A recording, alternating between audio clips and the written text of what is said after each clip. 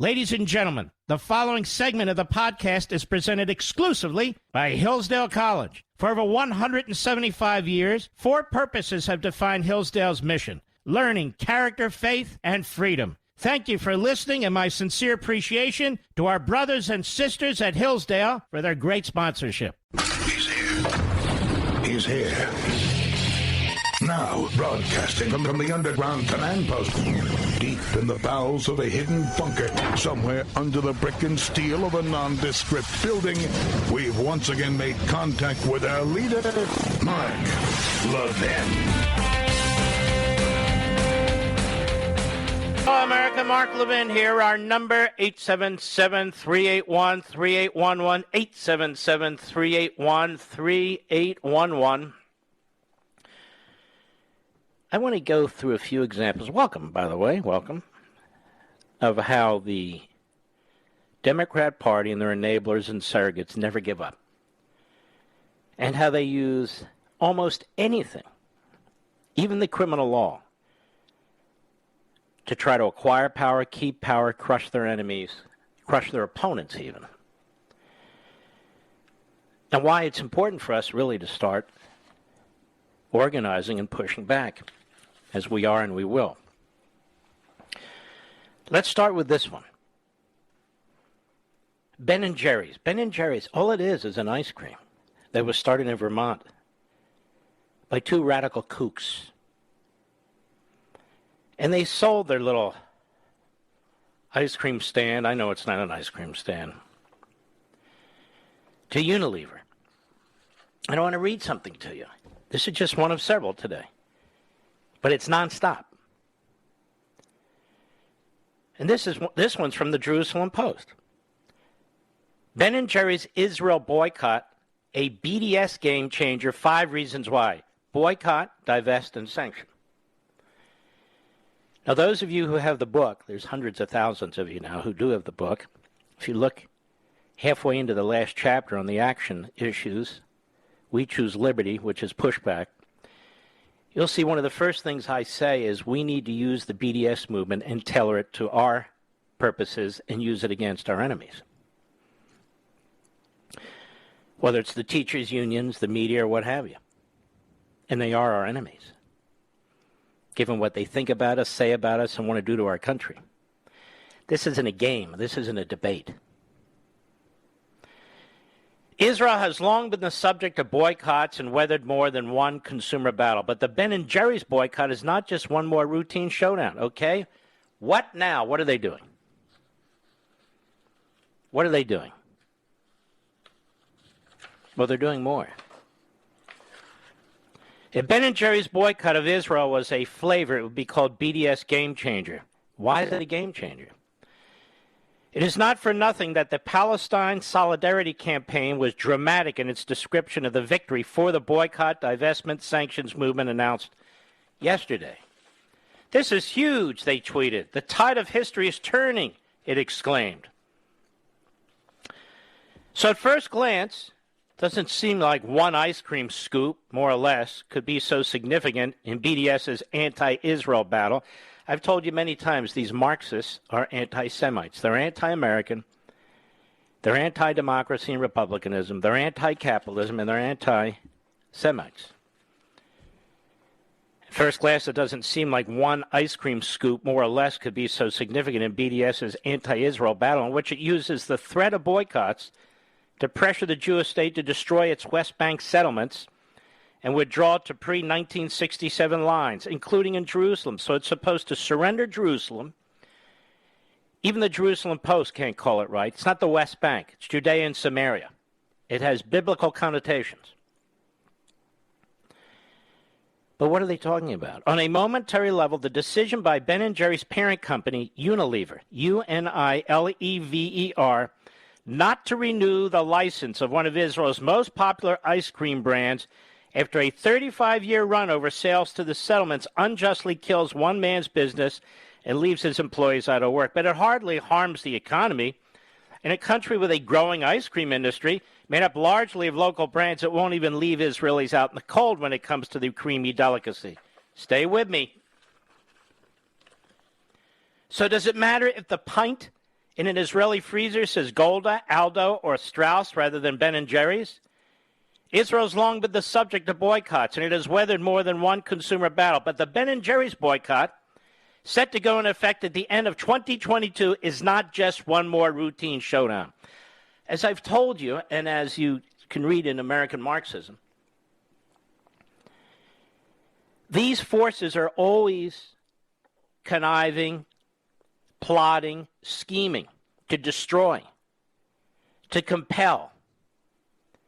And they're always coming up with, how should we put it, new variants of their Marxist pandemic ideology. So let's listen to what they say here because it's relevant to us. Number one, loving ice cream makes it easier to hate Israel. Hard to imagine that ice cream, of all things, could be dangerous.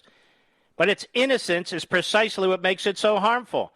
The cool dessert might melt easily in one mouth or the countertop, but it makes a lasting impression on one's heart, and so will this boycott. Everyone loves ice cream. It brings to mind birthday parties and childhood summertime fun with long days on the beach and in the park. If an ice cream company, of all things, takes the trouble to brand a country as so problematic that it must be deprived of something so natural and good, then the easy presumption is that such a nation must truly be evil. It's the kind of immediate branding that is difficult to do with other products, such as investment companies, tractors, SodaStream, which was a specialty market. That the company in question is Ben & Jerry's, which is well known and has a history of standing up for social justice, only underscores that message. Number two, it boosts BDS after Abraham Accords defeat. The Abraham Accords, brokered by former U.S. President Donald Trump, had helped take the wind out of the BDS sails. The deal under whose rubric Israel was able to normalize ties with 4 Arab nations, despite the Israeli-Palestinian conflict, made it difficult to continue to argue for boycotts against Israel. If the United Arab Emirates was creating business opportunities with Israel, why would companies in the U.S. and Europe fail to do so? UAE businesses even signed deals to import products from the settlements, such as wine, honey, and olive oil. Until this week, it's almost seemed as if the BDS movement had become passé. Now it's been revived. Thanks to Ben & Jerry's, and I'll get to that. Again, these are learning moments. That's why I want to go through this. If I don't do it, it's not going to get done. Boycott targets Israel within the Green Line. Ben & Jerry's boycott targets a company that is not located in a West Bank settlement or in a Jewish neighborhood of East Jerusalem. The Israeli ice cream factory is situated in Bar Artaviya, in the south between Escalon and Ashdod, relying heavily on milk products and employees from that region. It does not operate any ice cream stores over the pre-1967 lines. So the only thing that ties it to the West Bank, also known as Judea and Samaria, what kind of newspaper is this, Jerusalem Post? Is its sales to individuals or vendors, such as supermarkets and gas stations, will then stock the ice cream on its shelves. So what does that mean? Ben & Jerry's actions set a precedent that differs from many past boycotts that have made headlines, which have often focused on products produced in Judea and Samaria or used by the IDF. The Pascat Winery, located in Sha'ar Binyamin Industrial Park of the West Bank's Area C, fought for the right to be labeled made in Israel, even though it was located outside its sovereign territory. So what does this mean? The boycott criteria set by Ben & Jerry's would make any Israeli or foreign company that helps stock a supermarket with those products susceptible to boycott. In other words, that even sells into Judea and Samaria, to supermarkets, to ice cream parlors or anything, would be subject to boycotts. So they want to cut off and starve to the extent they're able to the people who live in their homeland. Even the European Union doesn't ban the sale of its products to settlements. One need only wander into a grocery store and look at the number of franchise labels based on foreign global companies to understand the gravity of the situation. What's next? Heinz ketchup, Hellmann's mayonnaise, even the newly imported Starbucks coffee that has suddenly graced the supermarket shelves? Ben & Jerry's independent board of directors has argued that its intention was to boycott Israel and that it opposed the decision parent company Unilever and the Ben & Jerry's CEO to limit the boycott solely to occupied Palestinian territory, quote unquote. Yeah, occupied Palestinian territory.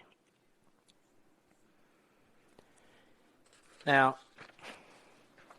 there are groups in the United States that support this, groups called J Street and others, that have sort of a Jewish facade. They have enough Jews, they're bored of Jews, they have spokesmen who are Jews, but they're self-hating Jews, obviously.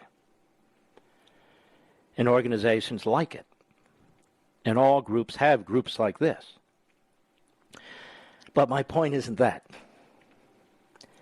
My point is, these people, the Marxists and their ilk, the anti-Semites, the anti-Americans, they are constantly trying to develop ways to destroy. They never build. How to attack. That's what they do. And this is why I say in that chapter, we need our own BDS movement. Except our BDS movement will be a righteous movement. It will not attack ethnicities, it will not attack religions, it will not attack peoples based on their physical characteristics or anything of the kind. It'll attack entities. And by attack, I mean by law, by administrative action, by all sorts of activities that are peaceful and legitimate. Those entities that seek to destroy our public schools, like the NEA and the AFT. Those entities that are producing Marxist, violent mobsters, like our colleges and universities. Those entities that are attacking our liberty, our unalienable rights, our property rights, like the degrowthers dressed up as, Green New Dealers and so forth. And that's just one of the things we need to do when it comes to a BDS movement. So you can see they'll do anything. And then I'm going to move on to the next story, which gives you another example of how they operate. I'll be right back. Mark Levin.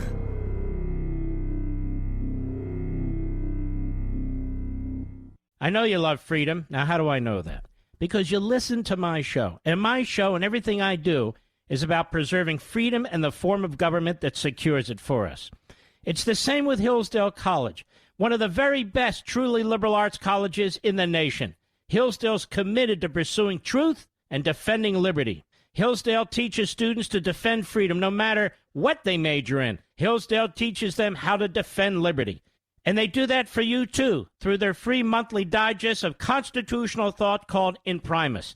5.7 million Americans receive Imprimis for free every month. And you can subscribe for free at ləʻvɪn4hillsdale.com. No strings attached. Generous donors who want to preserve freedom for future generations make it possible for Hillsdale to send Imprimis to you free every month. Start receiving Imprimis to learn how to defend the freedom you love. Visit ləʻvɪn4hillsdale.com. That's L-E-V-I-N for Hillsdale.com.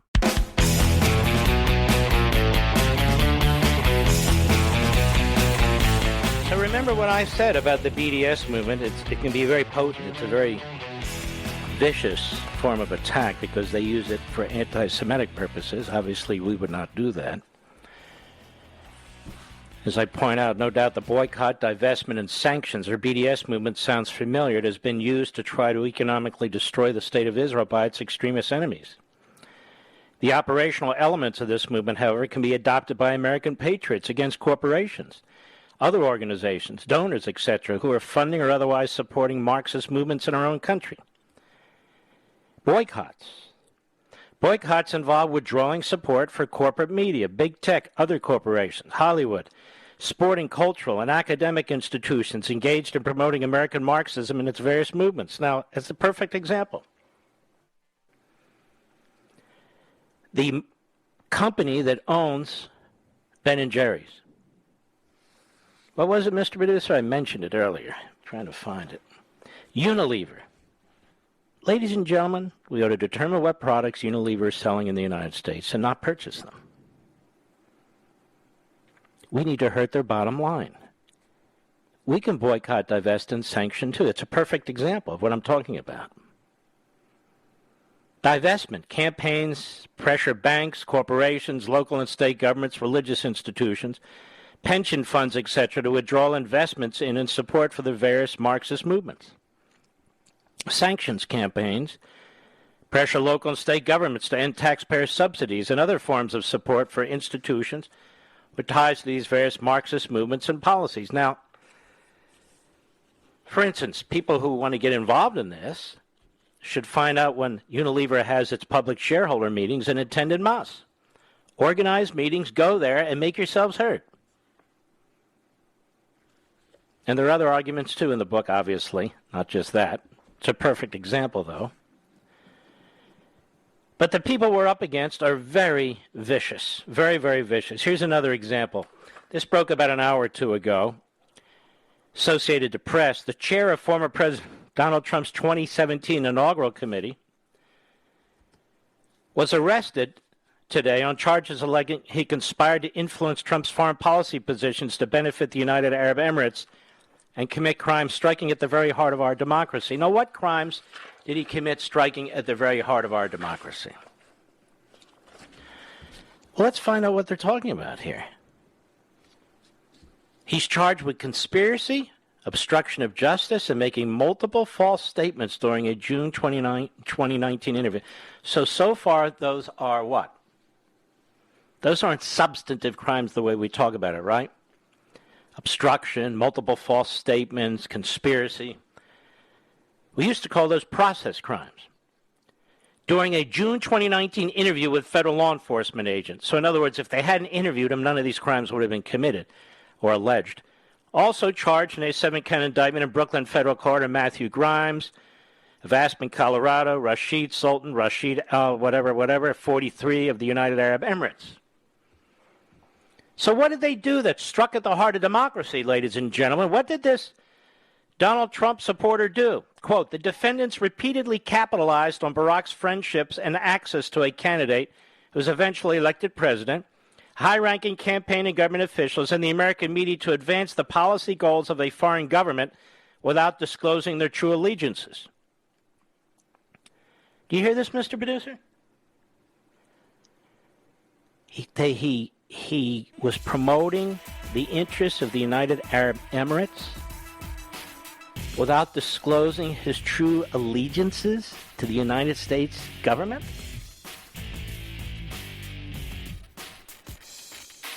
Oh my God, you could round up almost every Democrat in Washington, D.C. What does this mean? The ambiguity is unbelievable. I want to return to this in a moment. We'll be right back.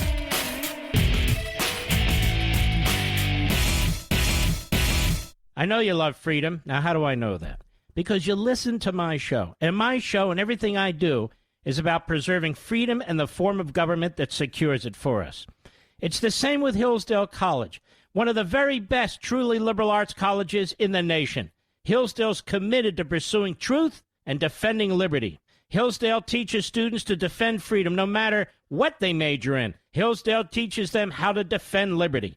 And they do that for you, too, through their free monthly digest of constitutional thought called Imprimis.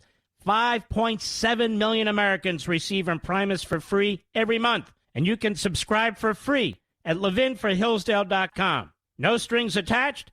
Generous donors who want to preserve freedom for future generations make it possible for Hillsdale to send Imprimis to you free every month. Start receiving Imprimis to learn how to defend the freedom you love. Visit ləʻvɪn4hillsdale.com. That's L-E-V-I-N for Hillsdale.com.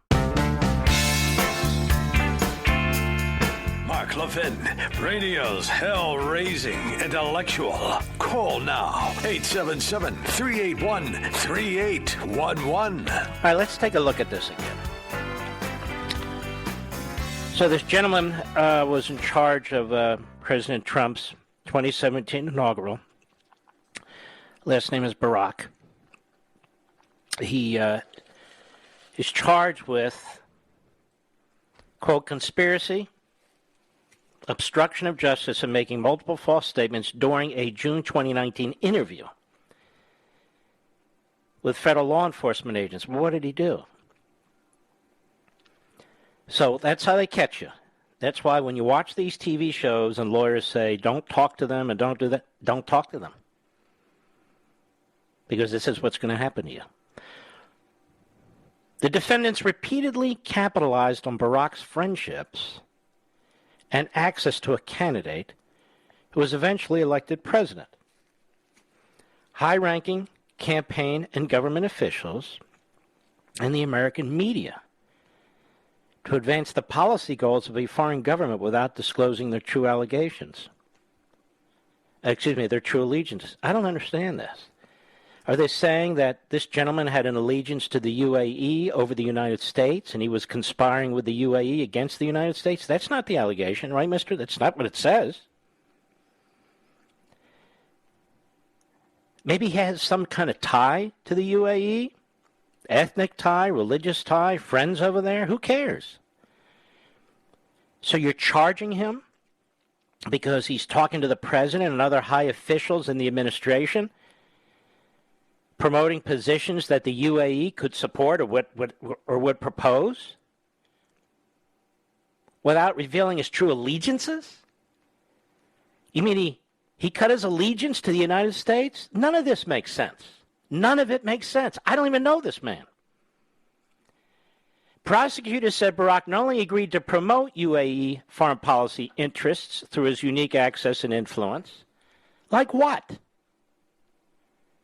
But also provided UAE government, just watch, listen how carefully this is written, but also provide UAE government officials with sensitive information about developments within the Trump administration, including how senior U.S. officials felt about the Qatari blockade conducted by the UAE and other Middle Eastern countries. So what? This guy's not like head of the CIA or the NSA or the National Security Advisor. He's friends with the president. He knows people in the administration. He's talking to them, pressing policies that he thinks the UAE will support, or that he supports, that the UAE supports. So what?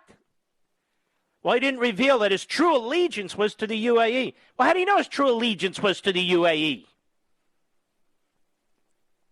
And not only he provided sensitive information, notice they don't say confidential information, top secret information, classified information, nothing. What is the crime here, Mr. Producer? Quote, worse in his communications with Al-Malik, the defendant, whoever that is, he's one of the other defendants. The defendant framed his efforts to obtain an official position with the administration as one that would enable him to further advance the interests of the UAE rather than the interests of the United States, the prosecutors wrote. But he never got the position. He never got the position. As best as I can tell from this very poorly written article. So what did he do exactly? What did he do exactly? Well, shouldn't Tlaib be arrested under these circumstances, Mr. Producer? Isn't she an agent for the Palestinian Authority and Hamas? I'm saying to you, look at the flimsiness of this. This man was arrested today.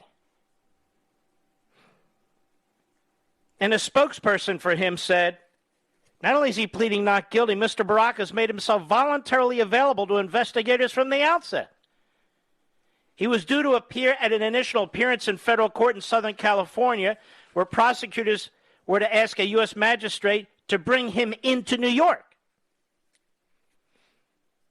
Noting that Forbes estimates his worth at $1 billion and his access to a private plane, prosecutors called him an extremely wealthy and powerful individual with substantial ties to Lebanon, the UAE, the Kingdom of Saudi Arabia, who poses a serious flight risk in a letter filed prior to his appearance. So they want him held in jail without bail. For what? I'm not a special pleader for this guy. I never heard of him before. I'm just reading this. In his release, Lesko characterized the alleged conduct as nothing short of a betrayal of those officials in the United States, including the former president. And you'll listen to crap like this. And, of course, every single one of you are thinking of Hunter Biden. Aren't you, Mr. Producer? Every single one of you. are thinking of Hunter Biden. The emails, the laptop, the texts, the money, 10% for the big guy, how they protect the Bidens, particularly Joe Biden from his own son. You read this, you shake your head and say, well, what the hell exactly did the guy do? He likes the UAE. He's promoting the UAE to the United States government, to the President of the United States. That's a crime? I mean, that's what I'm reading. Meanwhile, Hunter Biden's on the payroll of a state energy company in the Ukraine. He's getting paid off by other foreign governments.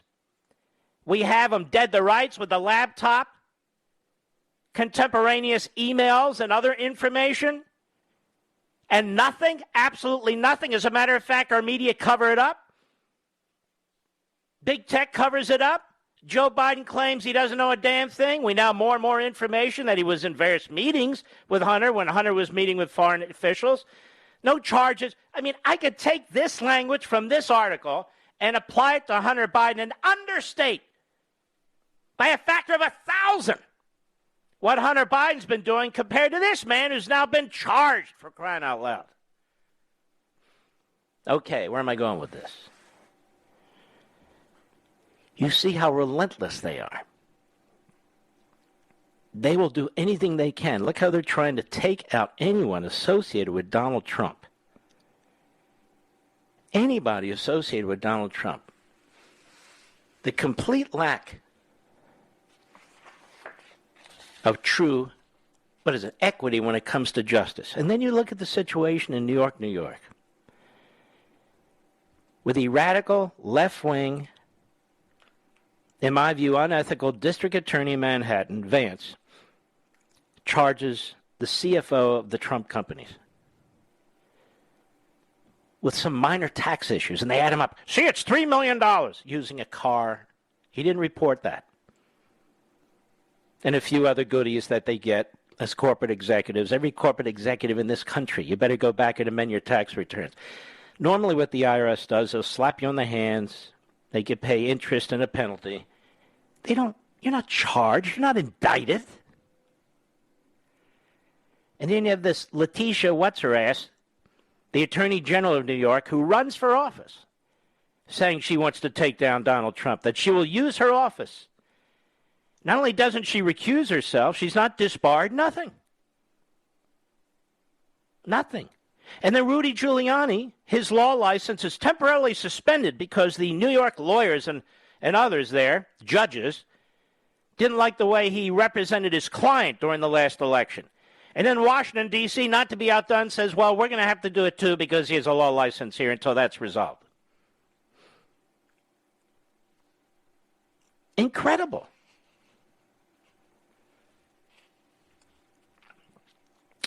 While we don't control the criminal justice system, well, we don't control the bar of this city or that city, we have tools,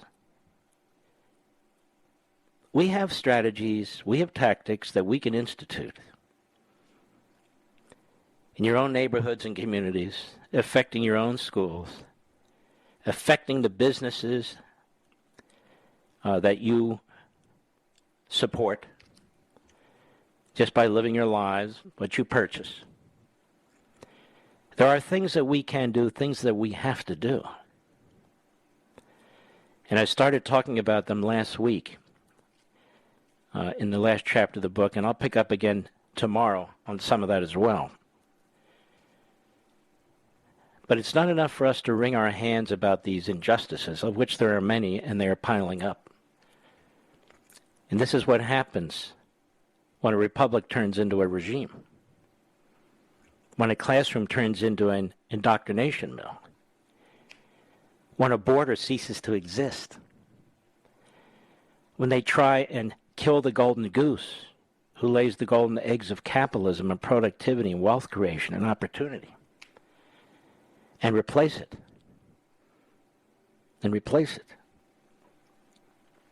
with a wolf. I'll be right back. Mark Levin.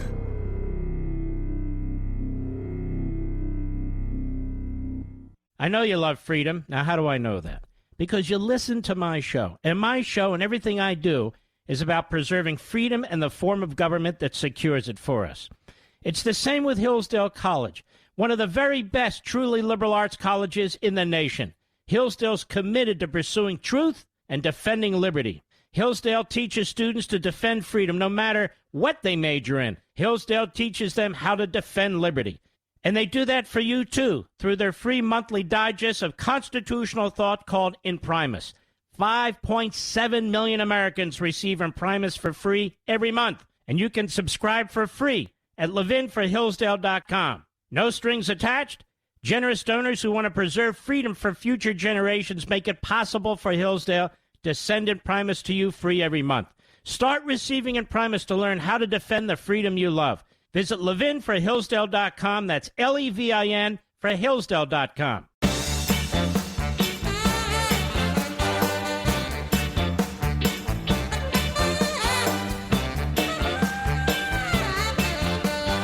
And so you see that they will do anything. I'm reading some comments, and it's really a very, very small minority of people. I read them on one of my favorite websites, Right Scoop, and other places. And people will get on and they'll simply say, well, right, what is it, Levin, the comments, they're just going to the bank, and what is this, and that. Folks, these people are going to destroy us. The cynics who sit on their hands and spew their stupidity and have done nothing, they're the ones you have to watch out for, even more than the left. They will drag you down, they will dispirit you, and they will mock you. And yet they claim to be a patriot. Ignore them. They're not patriots. They're a-holes. Stay away from them. There are among the millions and millions of you heroes. Heroes. People who are courageous. We're not asking you, or I'm not asking you, to do anything I haven't done and wouldn't do. You're just protecting your own society. You're protecting your own children's education. You're protecting your own communities from decisions that are made out of the White House about the border, about law enforcement. You're protecting your unalienable rights. We don't preach violence here. The Marxists do it, and they do it on our dime in our schools, believe it or not. Black Lives Matter does, and it's celebrated by the NBA, the NFL, by the media, by mayors. It's a shocking thing. It's a shocking thing. But tomorrow I'm going to provide you with some information that I think is going to really encourage you. Really, really encourage you. And it's going to shock. It's going to shock our opponents, a.k.a. our adversaries. No, our enemies. It's going to shock them. And they won't know what to do, to attack or to be silent. To attack or be silent. Doesn't much matter. Remember what I said. We don't define ourselves through them, and we don't accept their narratives. We make our own. We make our own. I also want to thank you because there are several Trump-hating books, which means they hate you too, that are in the top 5 or 10 over on Amazon. There's one in particular being pushed very, very hard by the Washington Compost. There's 2 Washington Compost reporters. It's filled with attacks on former President Trump. But you folks have made American Marxism #1 on Amazon.com for the last, I don't know, many, many days, but 2 days in a row. And they're going to do everything they can to topple it. And I'm going to do everything I can to encourage as many people as I can to read it. To read it.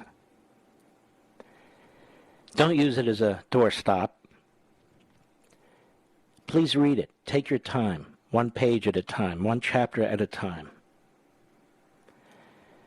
Tomorrow's a big day, ladies and gentlemen, for another reason.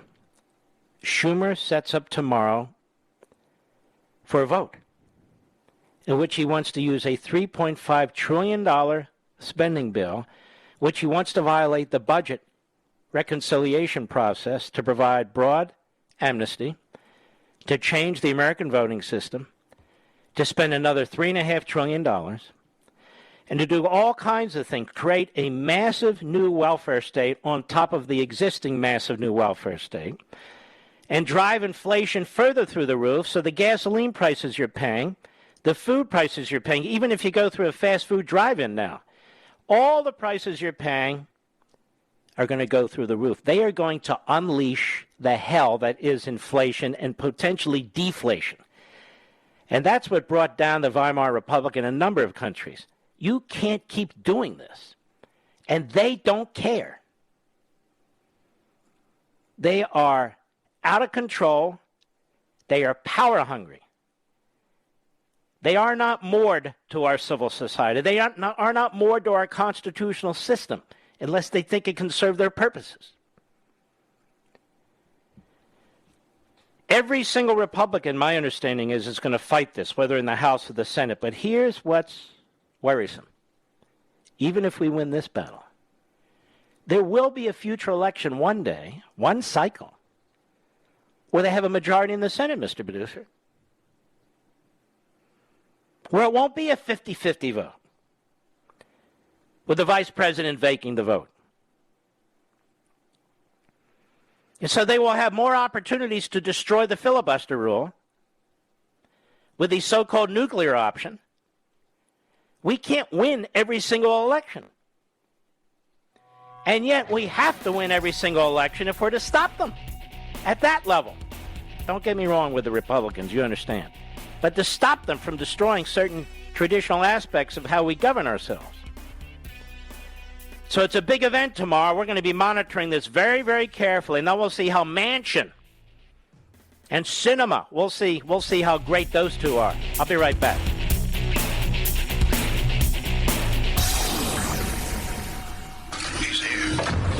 He's here. Now, broadcasting from the underground command post, deep in the bowels of a hidden bunker, somewhere under the brick and steel of a nondescript building, we've once again made contact with our leader, Mark Levin. Hello, America. Mark Levin here. Our number, 877-381-3811, 877-381-3811. Now, let's take aim at the so-called environmental movement. And like most of these movements, they're born overseas. And you have people who join them who believe the propaganda. And that's one of the reasons we have to cut through the surface. So the so-called environmental movement of the 1970s has devolved into another avenue to attack American constitutional republicanism and, of course, capitalism. From clean air and clean water to global cooling, warming, climate change, the goal of many of the leading intellectuals behind this effort has been the introduction of Marxist thinking and objectives through the guise of environmentalism, as the Green New Deal, which promotes economic regression, radical egalitarianism, and autocratic rule. But the movement has expanded well beyond that to include virtually every programmatic and agenda-driven goal of the American Marxists, which has been embraced to one degree or another by the Democratic Party, among others. And the environmental movement has developed numerous areas of overlap with the other Marx-eccentric ideologies and movements, such as critical race theory, via something called environmental justice, which declares the existence of environmental racism, targeting minority communities. And Joe Biden signed a number of executive orders to, quote-unquote, address this. Some of the movement's masterminds insist that Marxism does not go far enough in establishing their degrowth utopianism, as they imagine life in a perpetual state of nature, where productivity, growth, and material acquisition are toxic to the human spirit. Of course, in the end, it all involves a form of repression and autocracy. At the core of this mind-numbing, amalgamated Marx-eccentric or Marxist-like crusade is the degrowth movement. The degrowth movement. Mankind consumes and produces too much, you see, and the blame resides with capitalism in America. Again, there are a variety of movements within movements targeting one or another approach, but there are basic tenets. The best way to explain this is to expose what certain of its leading advocates have to say. In their essay, What is Degrowth? From an activist slogan to a social movement, leading degrowthers, Federico de Maria, Francois Schneider, Filka Sukalava, and Joan Martin Allaire, sounds like a fiction almost, write that degrowth was launched in the beginning of the 21st century as a project of voluntary societal shrinking of production and consumption, aimed at social and ecological sustainability. It quickly became a slogan against economic growth and developed into a social movement. This is them. Unlike sustainable development, which is a concept based on false consensus, degrowth does not aspire to be adopted as a common goal by the UN or anybody else. The idea of socially sustainable degrowth, or simply degrowth, was born as a proposal for radical change.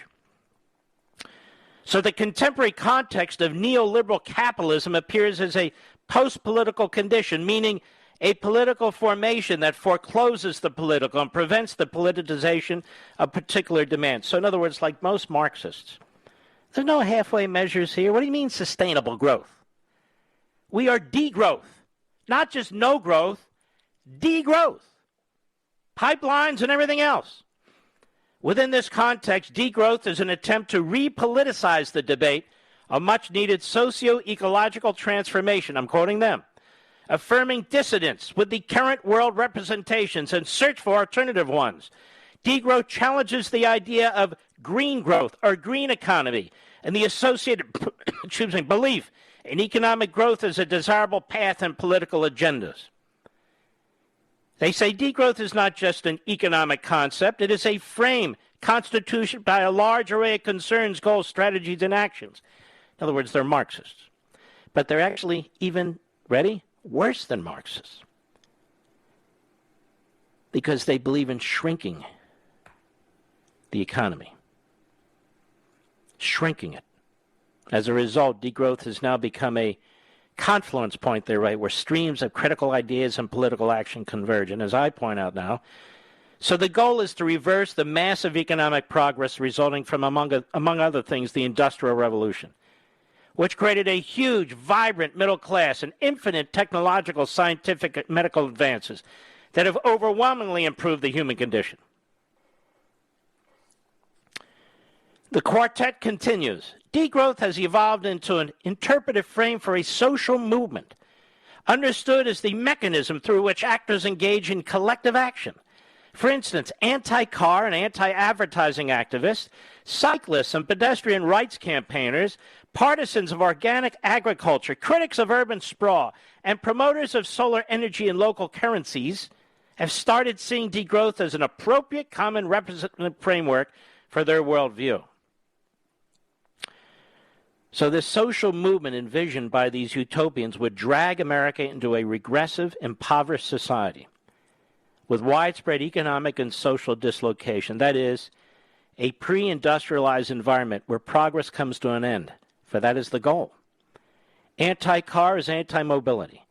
Anti-advertising is anti-speech. Anti-modern agriculture is anti-abundant food. Anti-fossil fuel is anti-abundant energy, etc. One wonders, what if scientific and medical advances? How would they be developed and broadly applied for the benefit of the general population? Like Marxism generally, this movement is based on theories and abstractions that, when forcibly applied in the real world, particularly in a widely successful and advanced society, for a result that is disastrous for the population. Moreover, experience shows that for those among them who are famous, wealthy, and or powerful, they will continue to luxuriate in a lifestyle created by capitalism. And it goes on about this degrowth movement, which is the climate change movement. And there are other aspects of this book that we have not really focused on that are very, very important for what's coming up. We have to understand the enormity and the diversity of this force. I didn't call the book Marxism, I called it American Marxism, because it has been customized to the American system.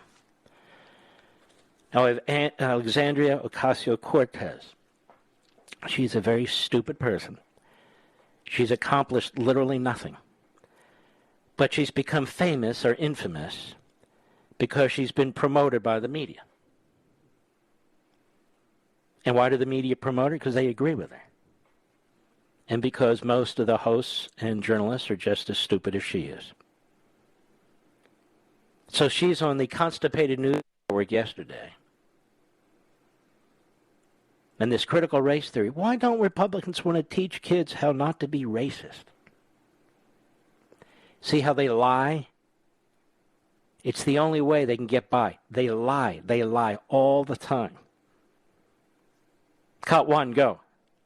Why don't you want our schools to teach anti-racism? Well, I do want our schools to teach anti-racism, but it would be nice if they didn't teach them how to be racists and how to hate America and lie about American history. How about teaching the truth so they can attain knowledge, so they're not nitwits like you? Go ahead. Why don't Republicans want their kids to know the tradition of anti-racism in the United States? See, here's the thing. This is why it's important to read my book. Not because I wrote it, period. Not because I wrote it, because you'll know all about this. And you'll know a lot more than she knows. She knows nothing. Go ahead. Why are Republicans trying to ban books in this country? Why are Republicans... What? You twit? What are you talking about? What they're trying to do is not ban books, and it's not even Republicans. It's people, affiliated and unaffiliated with the Republican Party, of children in schools who have been watching and hearing what's going on. Nobody's banning books. What they're banning or trying to ban is brainwashing, is self-hate, is racism. Go ahead. To ban speech? Why are they trying to fire... Nobody's banning speech. We're talking about schools now, right? So you can't go into a school and start flipping off people, start burning flags, start using the F word left and right, but that would be banning speech. But that kind of speech should be banned, right? Well, so should racism. And maybe Ms. Ayach would like to understand what the 14th Amendment's all about, one of the post-Civil War amendments. People have a right not to be discriminated against. And so when you're trying to indoctrinate children that they should be discriminated against, or other children that they should do the discriminating based purely on race, that, in my view, violates the 14th Amendment of the Constitution, equal protection, because now you're in a government facility, you can't get out of the classroom, you're forced to learn this stuff, which is hate, which is racism. Why can't people like her go away? Go ahead.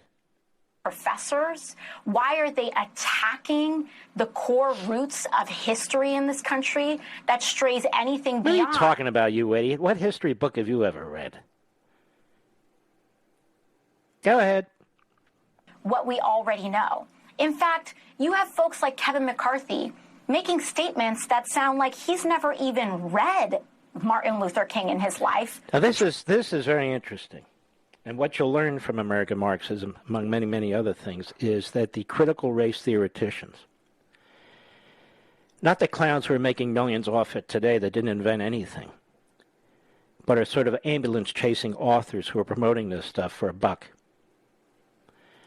What you will learn is that the founder of critical race theory, like the founder of critical theory, had very little good to say about Martin Luther King or the Civil Rights Movement. Because, ladies and gentlemen, what Marx taught was socialism is the enemy of communism. Halfway measures are the enemy of communism because we cannot have the revolution and we cannot set things right when we have people who are doing half measures. So we cannot succeed. The entire society must be cleansed. The entire society must be purified. It must reject its history. We can't have some capitalism. We have to have no capitalism. We can't have some private property. We have to have no private property. That's why I call it American Marxism, not Marxism. That said, from Derek Bell's perspective, the inventor, if you will, the lame brain behind this, I don't call him a brain trust, critical race theory, they reject the accomplishments of Martin Luther King. People don't even realize this. The civil rights movement is nothing but an effort to appease white people. Remember this Delgado we talked about yesterday, Mr. Producer, in her book, and how she was talking about how progressive whites they don't really believe in equality. They don't really look at black people the right way. So you have this lifelong struggle, particularly if you're a white progressive, because you go through the motions, but you really don't mean it. Remember all that? Well, that's Derek Bell. That's not Delgado. That's the founder of critical race theory. That's who he is. That's what he says. And all these efforts to really try and make amends, what is the phrase they use? A racial reckoning. The only kind of racial reckoning that's possible under critical race theory is burning the system down, destroying it. There's no other way. And so you see, it's a Marxist movement. And they'll quote Martin Luther King. They'll do whatever they have to do to try and cover up what they're really doing. I'll be right back. Mark Levin.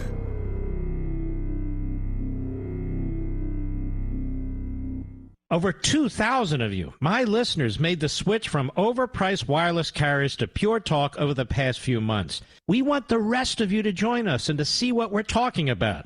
If you're with AT&T and Verizon or T-Mobile, your family could save over $800 a year just by switching to Pure Talk. You get great coverage, you can keep your phone and your number, and you'll save a fortune. Pure Talk is the top-rated wireless company by Consumer Affairs, with the absolute best consumer service team based right here in America. Does that sound good? Well, it gets better. Right now, get unlimited talk, text, and 6 gigs of data, just $30 a month. And if you go over on data, they don't charge you for it. They don't care.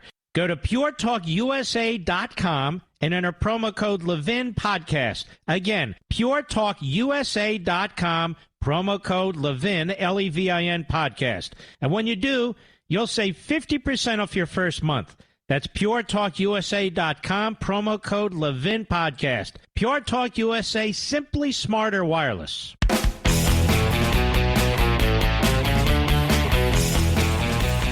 Now here's a headline. Proud Boys leader pleads guilty to burning Black Lives Matter banner. And I'm thinking, what the hell is this one about? Now, I don't know a damn thing about Proud Boys. I read about them, in the usual media, that they're a supremacist group. I don't know what to believe from the media. I have no idea what this group is. I'm not part of it. I don't promote it.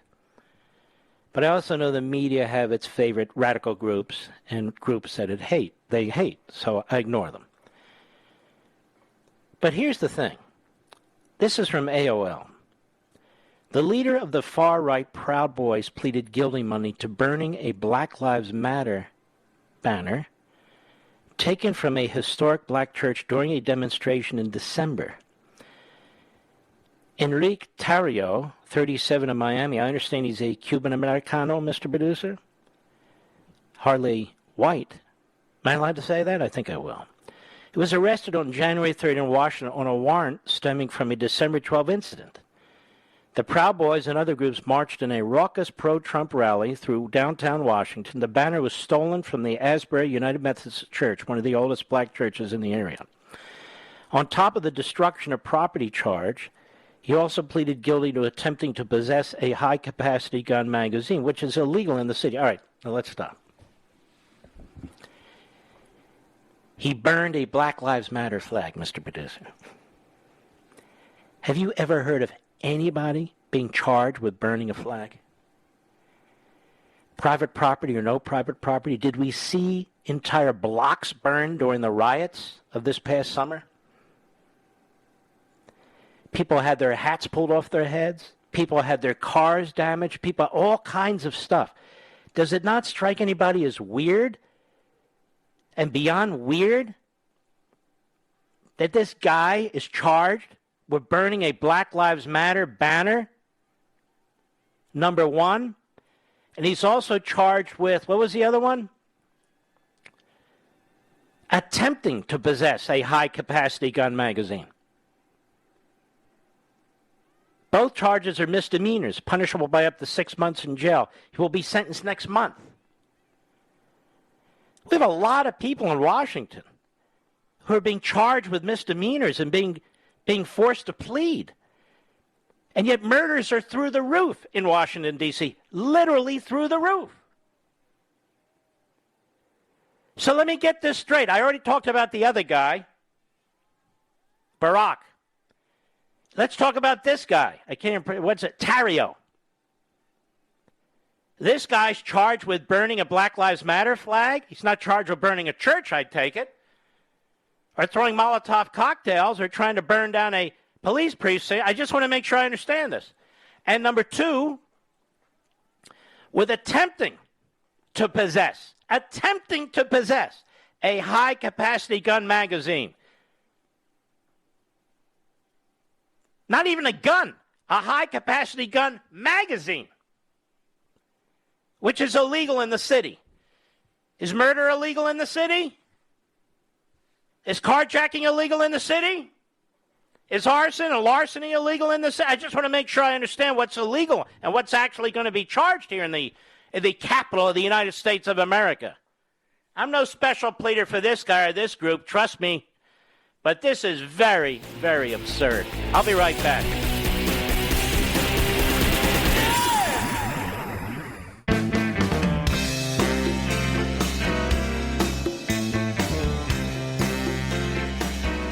The Mark Levin Show, the pool feed for the conservative media. Dive in now. 877-381-3811. The world would be such a better place if we could shut these conservative news sites and bloggers down.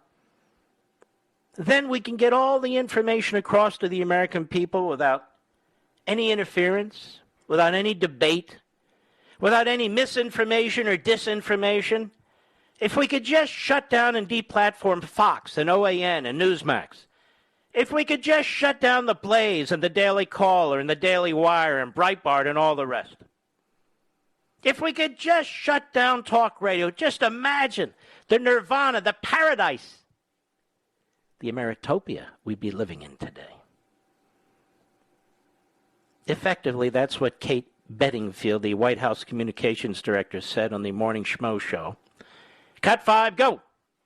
It's also the other thing the president has pointed out and spoke to when he was asked about this yesterday is it is also the responsibility of the people creating the content. And again, I would go back to, there are conservative news outlets who are creating irresponsible content that's sharing misinformation about the virus that's getting shared. Shut up. You jerk. And that president of yours and that vice president of yours, they were sharing disinformation all through the campaign. And they still are. Whether it's the voting issue, whether it's the border, whether it's taxes and spending, you're all full of crap, and you're all full of lies for that matter. You're propagandists, and you're the best at it. Just repeat it over and over and over again. They're the ones that pushed the Russia collusion. They're the ones who said don't use a Trump vaccine. Are they not? So you see, ladies and gentlemen, if we could just silence the conservatives. Now, what they really mean by that is anyone who disagrees with them. Now, I want to remind you of a few things. Those of you who listened over the years and have read some of these books I've written over the years, this is not the first administration to oppose speech and to try and take out their political enemies and criminalize politics. Woodrow Wilson was the first to create a whole propaganda machine. And he used a man by the name of Bernays. Like the sauce. Anyway, his name was Bernays. He wrote a book called Propaganda. But before that, he spoke about it and he wrote about it, and propaganda wasn't a bad word back then. And so what? And so Wilson decided to use him and some of his surrogates, propaganda, for what he wanted to do in World War I, the League of Nations, race, and the rest of it. Because Wilson, one of the founding fathers of the so-called progressive movement, was a racist and a segregationist who resegregated the military. And he supported the Klan, a Democrat, a so-called progressive. Franklin Roosevelt used propaganda, used the IRS, he used the FBI to intimidate, silence his opponents, and send some of them to prison. One of the greatest presidents we've ever had. Just ask the Democrat Party. Lyndon Johnson. Now I'm skipping over a few. Lyndon Johnson used the FBI, the CIA, and the IRS to go after his political enemies.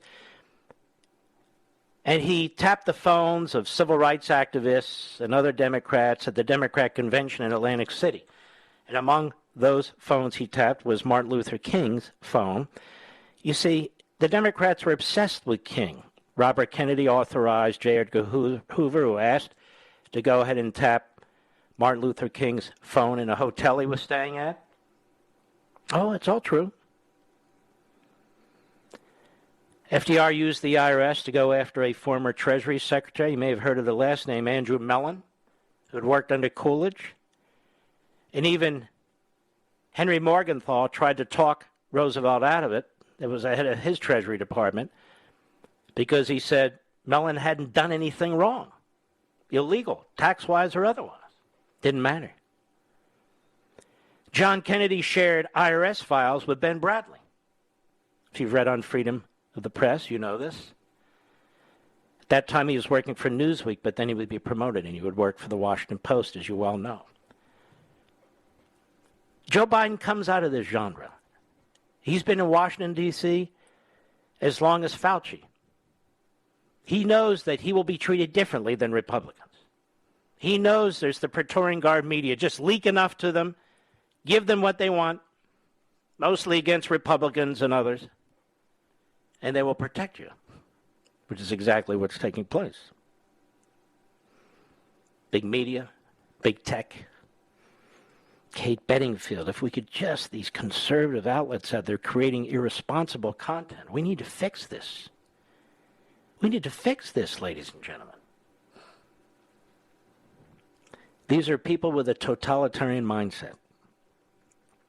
And they're not the only ones. They're in the media, they're in academia. They certainly are. Mr. Producer, I have not pulled up the call screen yet.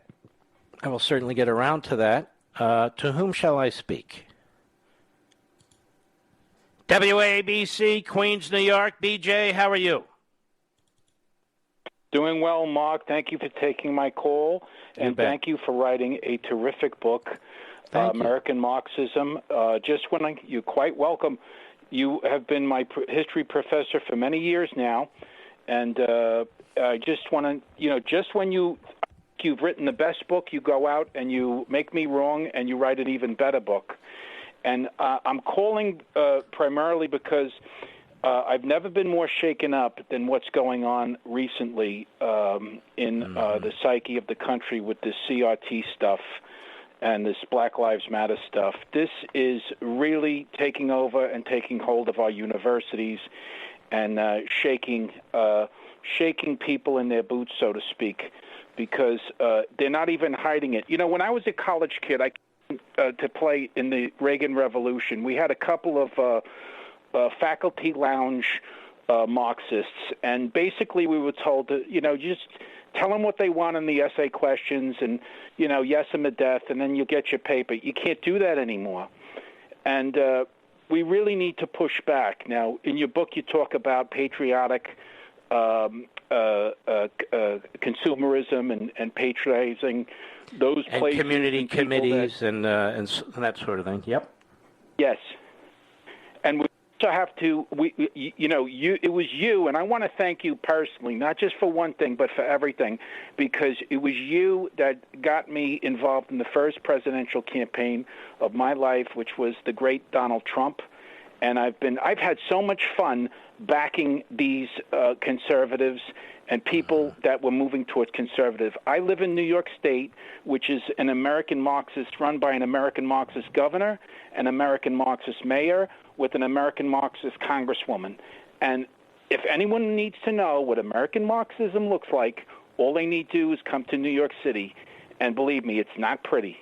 I want to thank you. We need to push back in positive, respectful ways, because even if we lose, we can say that we fought. We didn't just ring our All right, hands. BJ, thank you. Don't hang up. We want to give you a signed copy till they run out of American Marxism. Thank you very, very much. And at some point they will. And speaking of that, for everybody who won't be at the Reagan Library on August 14th and could not go to Bookends, the event last Saturday on your internet, I want to strongly encourage you to go to premiercollectibles.com/Marxism. Half of the limited edition signed first edition books are gone. So the other half remain. They're not going to last long. We've done this before. You understand. And so if you're thinking of the holidays ahead or birthdays or other gifts or you just want one, I would encourage you to go now. It's premiercollectibles.com/Marxism. premiercollectibles.com/Marxism. You know, I get people say, why do you keep talking about? Because people ask me, where can I get a signed copy? I'm trying to serve my audience. That's why. So if you want a signed copy, right now that's the best place to go. There aren't many other places to get them signed. premiercollectibles.com/Marxism. Half of the signed first edition, limited edition copies are gone. The other half are there, but they will be gone soon. So I'm just giving you a heads up so people don't get mad at me. I'll be right back. Mark Levin.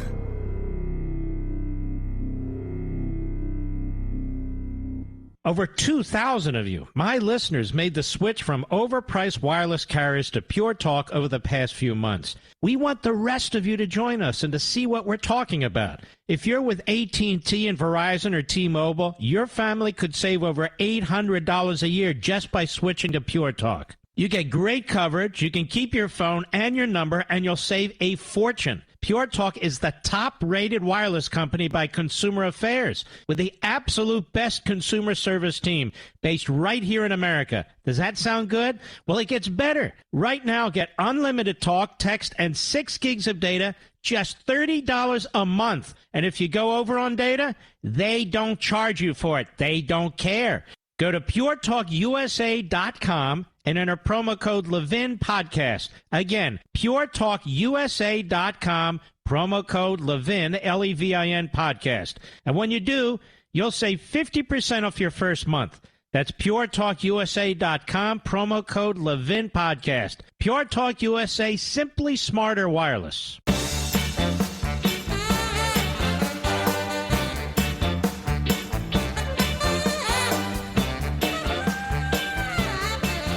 We have a special guest next hour, a real, true American patriot and hero. You're not going to want to miss them. And also the back and forth between the Fauci and Rand Paul. We're going to get into that as well. There was a flare-up on Capitol Hill, and it's definitely worth listening to some of this. Let us go to Marianne, Leesburg, Virginia, the great WMAL. How are you? Hello, Mark. It's an honor to speak to you. Thank you. I can't believe it, but Venezuela has arrived in Leesburg, Virginia. My husband went to Costco last night here to buy 5 steaks, 5 ribeyes for his birthday, our tradition to grill for his birthday. Usually they're $40. Yesterday, they were $90. Wow. We did not have ribeyes last night. It's happening. That's like almost double in price, and I'm very scared that it's just going to get worse and worse. I don't want to upset you, but it's definitely going to get worse. And you can already see it. As I say, people tell me they drive into McDonald's. You can't get anything for really maybe one meal, a small meal for $5. You used to be able to get a lot for $5. You see the cost of labor is going through the roof in order to keep people working, even low-skilled or no-skilled labor, because they're competing with the federal welfare state now. That is your tax dollars, so that's driving up prices. There's shortages of items. That's driving up prices. And, of course, inflation is driving up prices. I went, also in Leesburg, to a gas station called Sheetz, and I went to fill up my car, and the premium price was unbelievable. It had shot way up, and it's not just them. I don't blame them. It's because we were energy independent prior to this man taking over and moving into the Oval Office. We're not energy independent anymore. You know, OPEC is back in action. And, of course, Russia gets their pipeline. What do you call these people if you don't call them American Marxists? What do you call them? Stupid, he's got dementia, blah, blah, blah. Come on, folks. Don't hang up, Marianne. I want to get you a signed copy of American Marxism, and I wish you all the best. Anthony, Los Angeles, California, 870 The Answer, the great KRLA. Go right ahead, Anthony. Hey, buddy. How you doing, Mark? Great to talk to you. You too. Hey, listen, I got a quick story to share with you. I won't take too much of your time. I was in Costco I live in Friendly Hills in Whittier, California. We have a neighborhood watch meeting tonight. It's going to be in person for the first time in a long time. Great. And I wanted to take along some of your books, right? So I stopped by my Costco on my way home. And for the first time ever, Mark, I had 10 of your books in my basket, a package of water, and a package of chips for the meeting. And the cashier has the audacity to ask me for an ID. All right, hold on a second. This I want to hear, Anthony. Don't hang up. Make sure we don't lose Anthony, okay? Mr. Producer, you might want to take down his number. We'll be right back.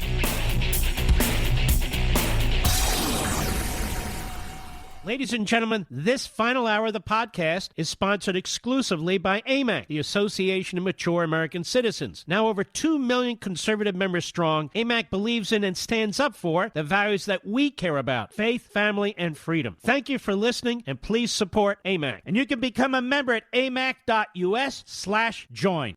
He's here. He's here. Now, broadcasting from the underground command post, deep in the bowels of a hidden bunker, somewhere under the brick and steel of a nondescript building, we've once again made contact with our leader, Mark Levin. Hello, America. Mark Levin here. Our number, 877-381-3811, 877-381-3811. You know, you folks are absolutely fantastic. I am so blessed. I really do feel like we're a big family here, that we have our national meeting here every weekday evening. I really do feel that attachment to you. I can't reach out, obviously, and speak to each one of you. Might take a little while, you know.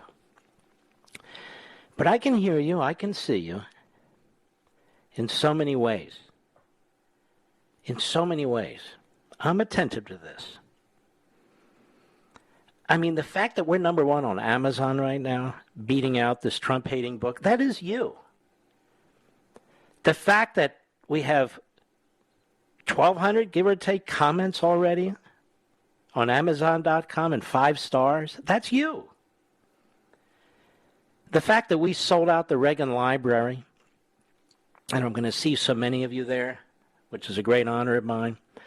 And I want to tell you another little secret. I pressed hard for at least 2 other retail outlets to allow us to do an in-person signing, and they would not allow it. We don't need to hide from anyone or anything. I mean, the nation's functioning now. But they would not allow it. You believe that, Mr. Producer? The Reagan Library did. Because they have a tremendous executive director and staff over there that I really, really love. They are great people. They built a wonderful library there following millions and millions of you. Just fantastic. John Highbush, Melissa. I shouldn't have started this. So many who are just fantastic. I don't know what we would do without them. I don't know what I would do without them, frankly. They're just so easy to work with, and they make this all possible. And I know when you come there by the thousands, you appreciate it very, very much. You tell me you do. And I think those people make it just a wonderful place to go. It's not sort of a stale museum and on and on and on. These are people who understand audiences, who understand Reaganites. And we couldn't be more appreciative here on the Mark Levin Show, and the millions of you, and also the thousands of you who participate every 2 years. It's fantastic. But I want to thank you. Because as long as you're active, we will be number one on Amazon. Because you understand the import. And if you're listening for the first time or you haven't acted, that is okay. But at least do one thing. Go to Amazon.com and read the comments on the book. Now, as I say this, the left, the notorious, vile, vicious, poisonous left, will go on there and put a bunch of negative stars. But you can tell the difference between an intelligent comment and one of theirs. It's a big difference. All right, let's do a little of this. Rand Paul and Anthony Fauci today at a Senate hearing. I thought you'd want to hear some of this because I was unable to hear it live myself, just a little busy. Cut 8, go. Dr. Fauci, knowing that it is a crime to lie to Congress, do you wish to retract your statement of May 11th where you claimed that the NIH never funded gain-of-function research in Wuhan?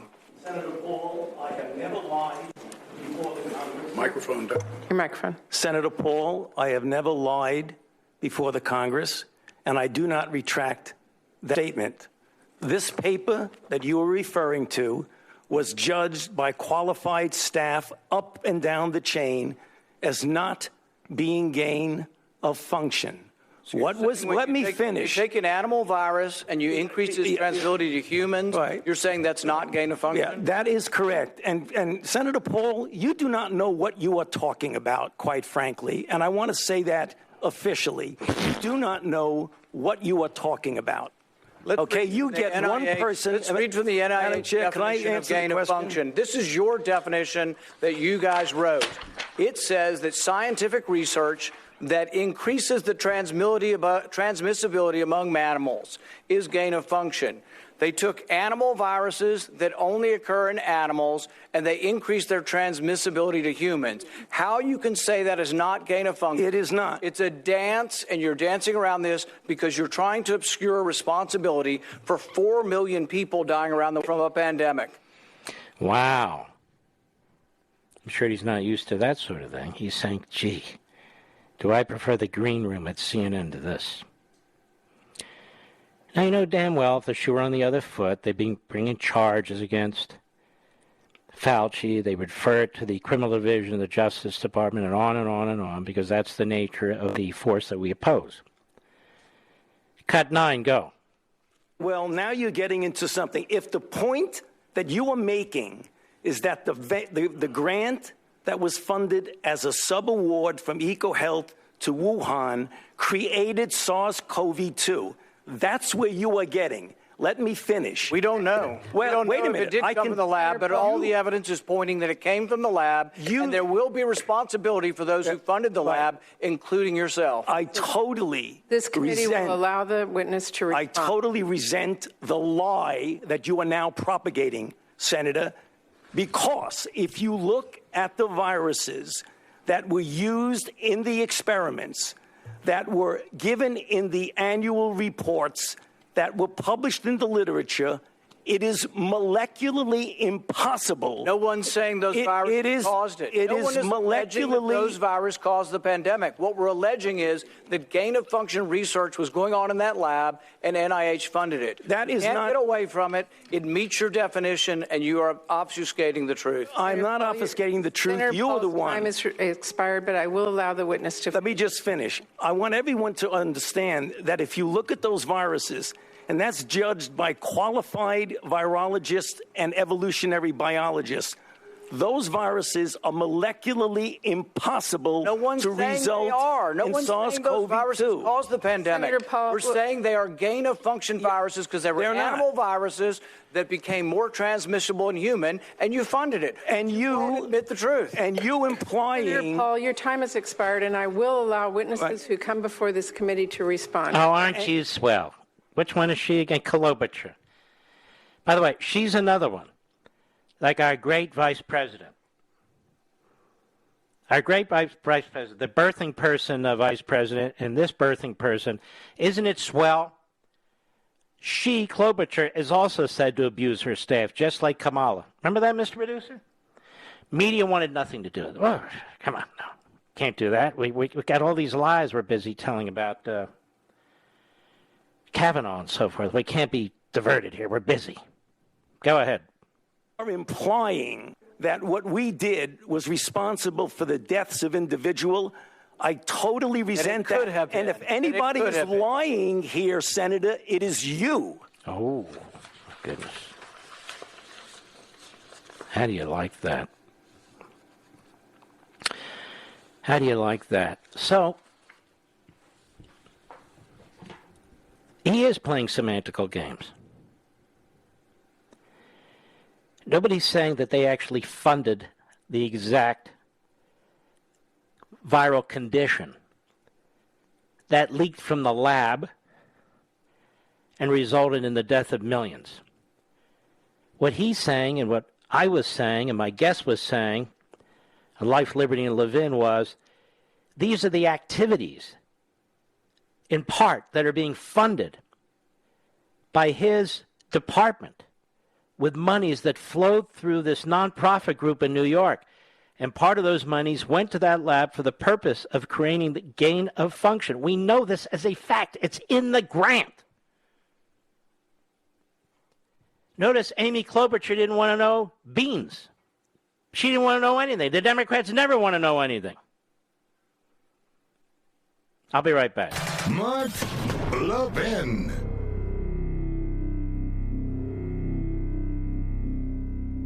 AMAC, the Association of Mature American Citizens, is one of the fastest growing organizations in America. Now over 2 million conservative members strong, and I'm one of them. AMAC believes in and stands up for the values that we constitutional conservatives care about. More than talk, AMAC fights. A full-time presence in Washington, AMAC pushes back against reckless spending, disasters like Medicare for All, and the expanding reach of the federal government. And beyond advocacy, joining AMAC gives you access to a wealth of benefits and discounts, including special member-only rates on car insurance, travel discounts, cell phone plans, and a hell of a lot more. And if that's not enough, you'll get AMAC's bi-monthly magazine, full of insightful articles on issues that matter to most of us, we conservatives. As I said, I'm an AMAC member, and you should be too. Join today at amac.us. That's AMAC.us. Stop supporting the liberal agenda that the other 50-plus organization has been pushing for. Join AMAC instead. AMAC.us.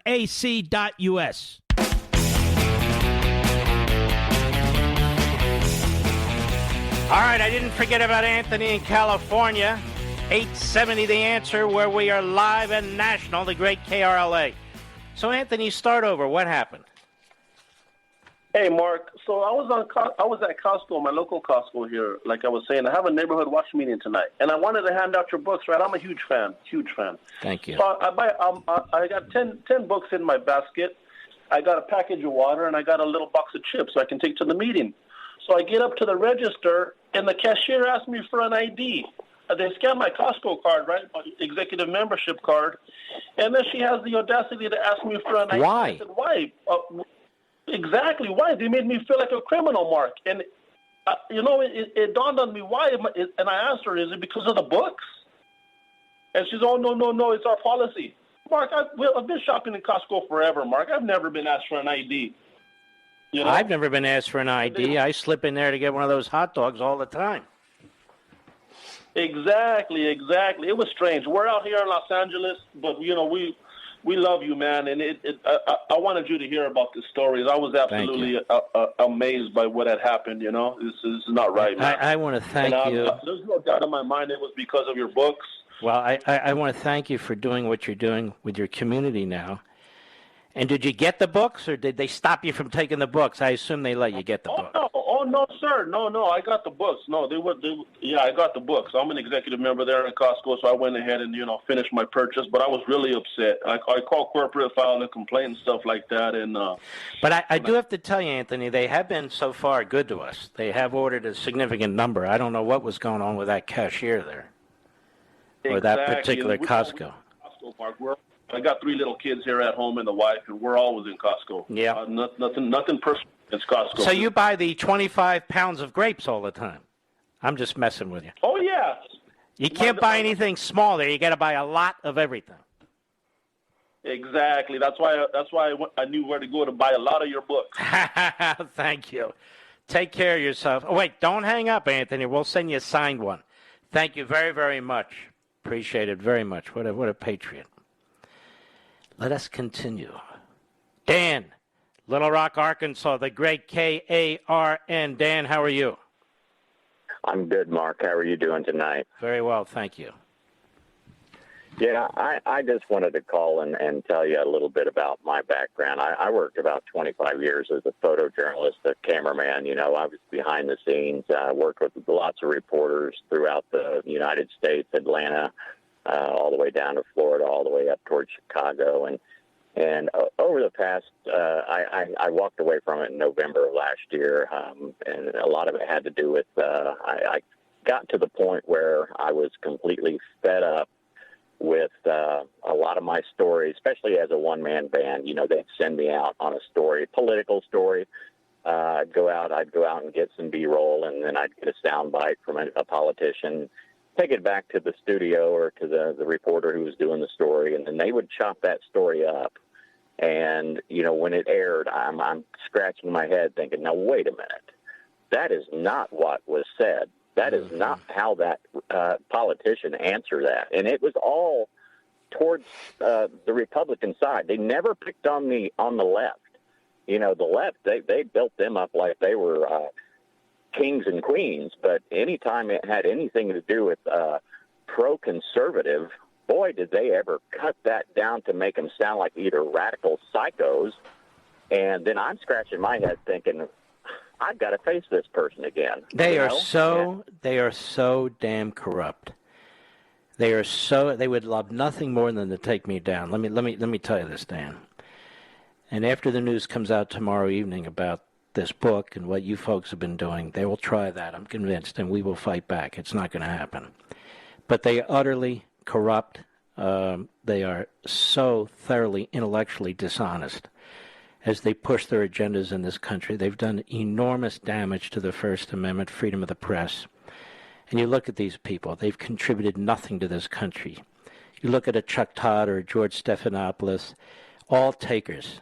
You look at Don Lemon and Chris Cuomo and the rest of them, really just reprobates. They know exactly what they're doing. They are your quintessential propagandists and demagogues. Dan, don't hang up. We want to send you a signed copy of American Marxism as well. Thank you, my friend. Ken, Naples, Florida, the great WFSX. Go. Yes, sir. Hi, Mark. I wanted to let you know that I agree with your premise that you had on the show the other night, that we need to galvanize the people who believe in this country. I also agree that the left is trying to divide us. Mm-hmm. But I don't see the division. When I go to get my groceries, I'm in a melting pot of people. They hold the door for each other. They say hello to each other. They say thank you. They treat each other with respect.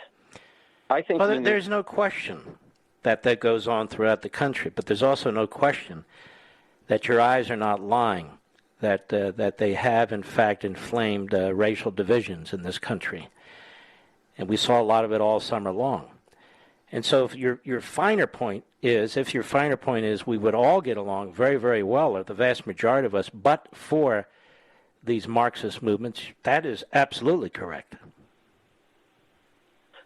And that is what I'm saying, but I also believe that there's a way to galvanize around a theme, and there's a word in the Pledge of Allegiance that we can use to create that groundswell, and I think that word is indivisible.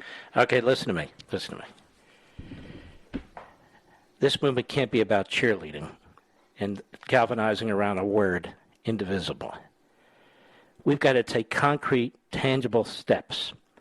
We can't just be happy with words and things like that and feel like we've done something. We've done nothing. It's going to take a lot more to deal with these forces that have aligned against this country than saying we're indivisible. I saw a friend of mine on TV the other day, very Pollyannish, that I feel very positive about this. I don't care how people feel. There are things we must do.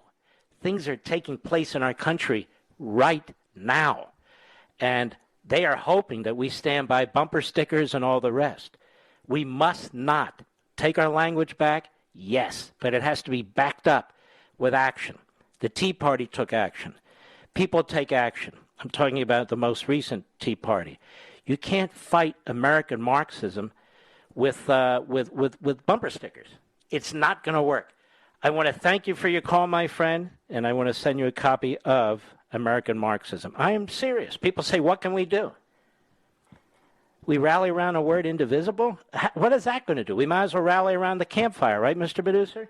I'm not opposed to using good words and having good speeches and so forth. But that's not the same thing of what I'm talking about. I'm not talking about that. You want to hear speeches? Listen to politicians. You want to hear speeches? Go to conventions. But things are happening to our children in our classrooms. Things are happening at our universities. Things are happening on the border. There's a war against our economic system. They're trying to undermine our constitutional system. They know the word indivisible is in the Declaration of Independence. There's nothing. We've got to get our dirt under our fingernails and so forth. And it won't be that hard. And it won't take that much time. I promise you. At least consider what I'm saying. I'll be right back.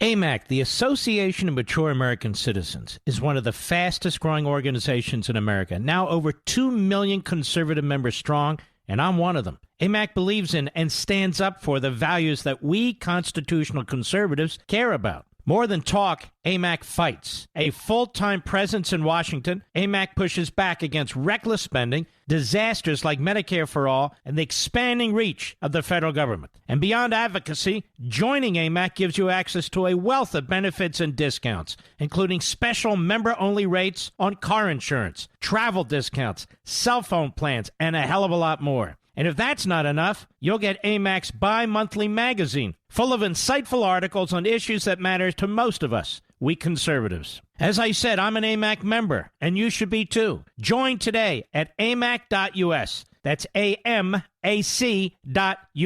Stop supporting the liberal agenda that the other 50-plus organization has been pushing for. Join AMAC instead. AMAC.us.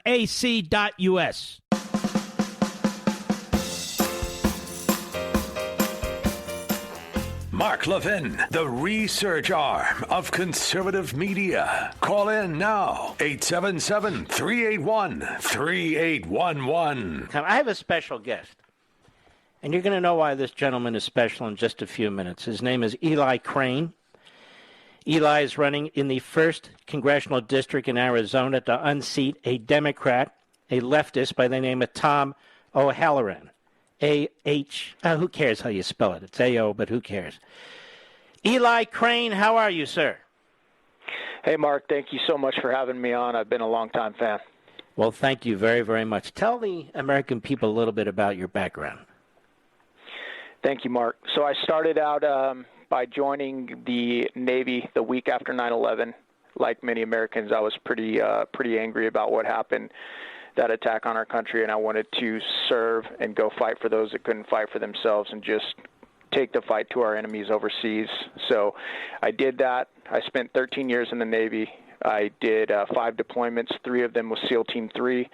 as a Navy SEAL, and then after that, my wife and I started a small business out of our one-car garage in Point Loma, San Diego, and we turned that into a multi-million-dollar brand.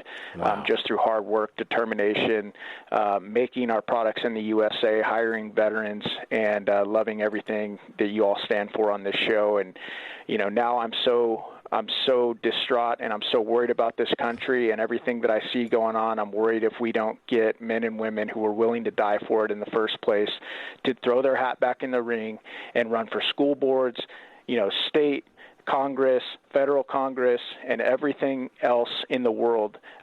This country that I know and love and got to grow up with the American dream in is not going to be there for my kids and the next generations, and that is unacceptable to me. And I could not agree more. And here you've already done multiple tours. You are a great American. You're a red-blooded Yank. And you have fought and served for your country. You have demonstrated what the American dream is all about. You came back and become mildly wealthy. And now you want to run for the House of Representatives in order to protect our liberties there. Tell us about your opponent in this district. Is it a marginal district? Is it a Democrat or Republican district? It's definitely a district we can flip. Right now, I think it's R+1. And Tom O'Halloran voted with Nancy Pelosi 96% of the time. And that's something that really just doesn't represent Arizonans. And Trump took this district in 2016. The last opponent that faced Tom barely lost by 3%. I'm confident we can flip it. I know Arizonans want a fighter, and I'm willing to go and be that guy. I'm willing to go throw myself on this, at this challenge because it's that important. Now, as a Republican primary, and you're battling in the primary? Yes, sir. We are battling in the primary. We have some candidates that we're going to have to defeat first. Thankfully, my whole life has been filled with overcoming adversity in the SEAL teams and then in business as well. I didn't have a fancy MBA. We started in a one-car garage with a Dremel tool, some spray paint, and a computer. And so I'm really not too worried about the competition. I'm more worried about myself, my posture, and that I don't become something that I hate in this process, and that's a politician. So you're running in the Republican primary. When is that election? That is in August, sir. But I'm sure you have early voting in the primaries, I guess? I don't know. Yeah. Some states they do. Yeah, we're going to need all the help that we can get. I would love for your listeners, Mark, because I know you have a lot of patriotic listeners, to go to elyforarizona.com, learn more about our campaign, learn more about our race, learn more about the issues that Arizonans are facing. And the great thing is the issues that are affecting Arizonans are the big issues that everybody around this country is facing. And so, like I said, we got to get some fighters involved in Congress ASAP who have courage and character. Well, I want to endorse you in the Republican primary and the general election, should you muscle your way out of that primary. And what is the site again where people should go? Yes, sir. Thank you for that, Mark. The site is elyforarizona.com. We won't be able to do this alone. We really appreciate any help. I'm tired of watching Republicans and conservatives act like somebody's coming to save us. We've got to do this ourselves. It's we, the people. This government is for us, by us, and we have to get off our tails, and we have to get involved in this fight. We owe it to the next generation. Thank you so much, Mark. I appreciate it. Well, you're the kind of representative we need. And if we had a bunch of you guys and gals in the House of Representatives, I think we'd be in such fantastic shape. So I'm going to support Eli Crane in the Republican primary and in the general election. I mean, after all, he supports us, and he's sacrificed for us, and he's taught everybody how you can come back, have little or nothing, become very successful, and now he wants to serve us in the House. And you've earned it, my friend. Thank you so much, sir. I really appreciate your support. That means a ton to me. Well, God bless you, Eli, and thanks for everything you've done for this country and what you are going to do for this country. You take care of yourself. Yes, sir. God bless you guys. Thank you, Mark. You too. I don't sit on the sidelines. When I hear a great candidate, that's it. Now, this is breaking from Just the News. Shades of Clinton. Joe Biden used private email to send government information to Hunter. You hear this?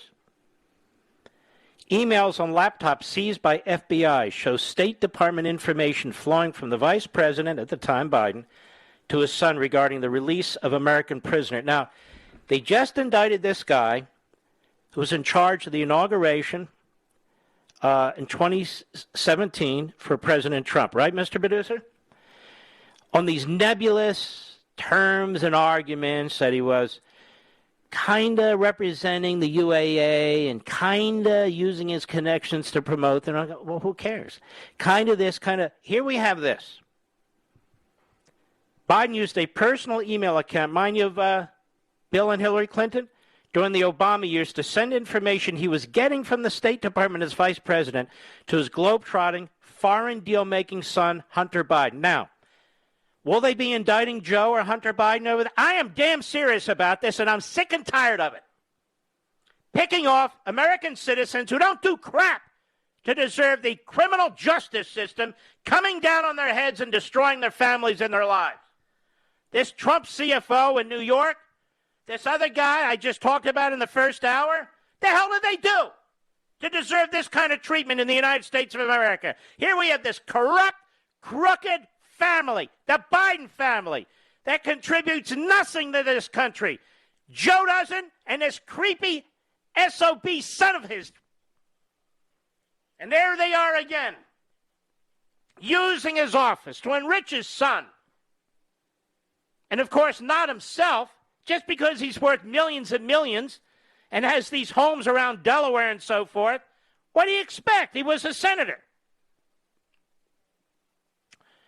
In a communications backdoor reminiscent of Hillary Clinton's infamous private server, President Biden used a personal email account during the Obama years to send information he was getting from the State Department as vice president to his globe-trotting, foreign deal-making son, Hunter Biden. Now, if the Republicans controlled the House of the Senate, they'd be able to look into this.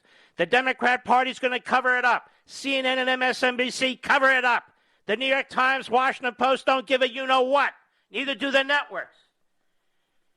This corrupt, filthy, poisonous, American-destroying administration.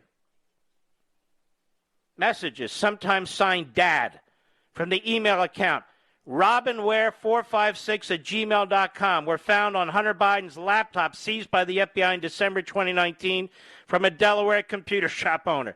Hey, don't tell Twitter, don't tell Facebook, they don't want to hear it. Don't tell Joy Reid, don't tell The View and the Yentas there, they don't want to hear it. How about you, Jake Fake Tapper? Have you tapped out? Yes, you have. You know it. And what about Andrea Mitchell? Andrea Mitchell. Where's Andrea Mitchell? Or Jeremy Barr. Where's Jeremy Barr, Mr. Producer? We heard from Jeremy Barr lately? I have some questions I would like to ask. Shut up, you pimple-faced little puke. Where were we? Some of the messages from the vice president to his son obtained by Just the News were deeply personal, others were political in nature, and still others clearly addressed business matters, often forwarding information coming from senior officials in the White House, the State Department, and other government agencies. Okay, is the U.S. Attorney's Office who indicted Mr. Barack today, are they now going to issue indictments against the Biden family? How about it, you jerks? Are you going to do it or not?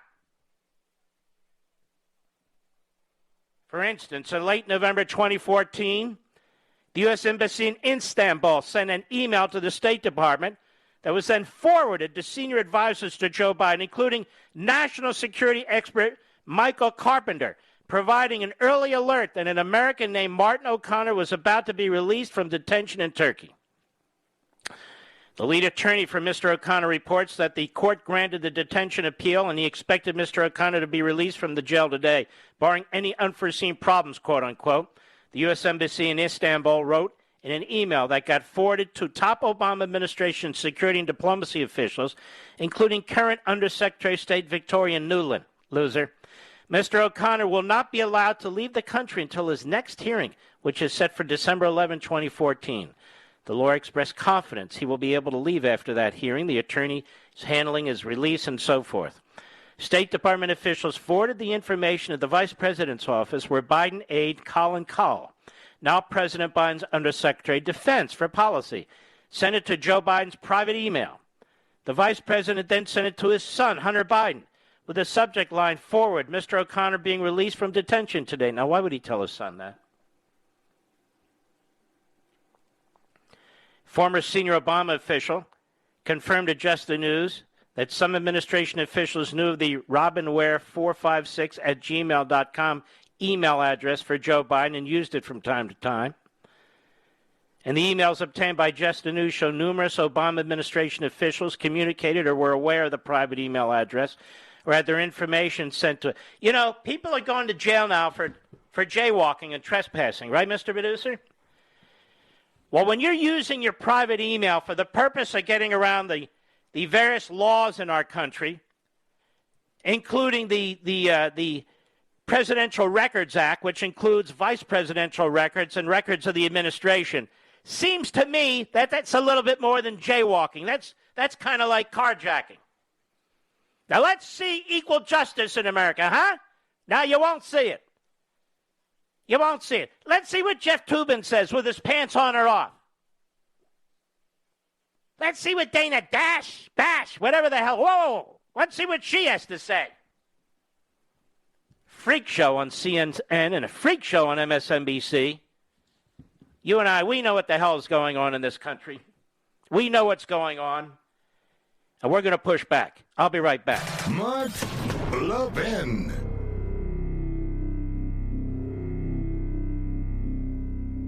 AMAC, the Association of Mature American Citizens, is one of the fastest growing organizations in America. Now over 2 million conservative members strong, and I'm one of them. AMAC believes in and stands up for the values that we constitutional conservatives care about. More than talk, AMAC fights. A full-time presence in Washington, AMAC pushes back against reckless spending, disasters like Medicare for All, and the expanding reach of the federal government. And beyond advocacy, joining AMAC gives you access to a wealth of benefits and discounts, including special member-only rates on car insurance, travel discounts, cell phone plans, and a hell of a lot more. And if that's not enough, you'll get AMAC's bi-monthly magazine, full of insightful articles on issues that matter to most of us, we conservatives. As I said, I'm an AMAC member, and you should be too. Join today at amac.us. That's AMAC.us.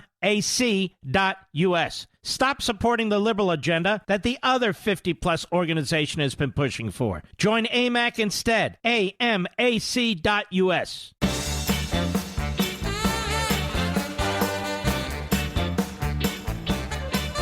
Let's jump in. Ralph, Glen Cove, New York, the great WABC. Ralph, how are you, sir?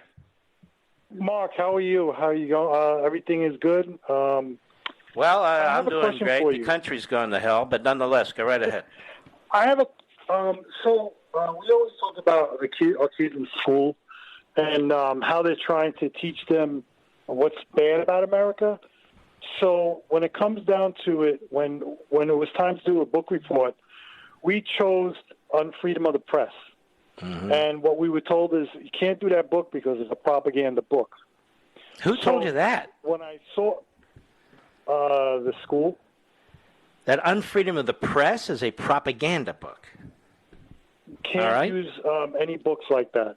So when I remember when should have brought in the book White Fragility. I'm sure they would have been all excited about it. One of the books that were used was Becoming. The Coming? So was that? Yes. Who was that? Michelle Obama's book. Yes. That book was used. So now, how is that not propaganda? Obviously, and I bet she didn't even write the damn thing. That's just my guess. Yeah, well, I don't want to get anyone in trouble. May I ask you what school this is? What school district? No, I really... All right, good. I want you to cover your tracks. That's okay. But there you go. Some kind of academic freedom, huh? I don't preach hate. I don't preach violence. I don't preach racism. That book was a rather significant book on the nature of the media in America. They hate my guts. That's what it is. Let's just be honest. They hate me. And the feeling's mutual. All right, don't hang up. We want to send you a copy, a signed edition of American Marxism. Here's what you folks should really do. You should send your kids into the schools with copies of American Marxism. They'll be more afraid of the name Levin than they will Marxism. You know what I mean, Mr. Producer? We shall overcome one day. Camille! Vernal, is that? Vernal, Utah, on the Mark Levin app. How are you? I'm good. How are you doing? Very well, thank you. Thank you for taking my call. I just wanted to comment on your book. It is incredibly enlightening, and I thank you for all the research and everything that you put into it and all that you do. God bless you all for being on radio and sticking with us and actually giving us real news, because I am terrified of everything that's going on. And I don't blame you. I couldn't imagine not having like an actual source of honesty like you provide us, and thank you for that. You're very, very kind. And you know what? I told the publisher today how honored I am of how positive the reaction has been on Amazon and elsewhere, because the book takes time. You got to go page by page, chapter by chapter, but I feel it's worthwhile. I really do, and I feel it can make a difference, and I think it will. Tune in tomorrow. I've got some big news to report. And don't hang up, Camille. We're going to send you a signed copy. God bless each and one of you. I appreciate all you heroes out there. I'm blessed. The whole country's blessed to have you. I'll see you tomorrow. Be well.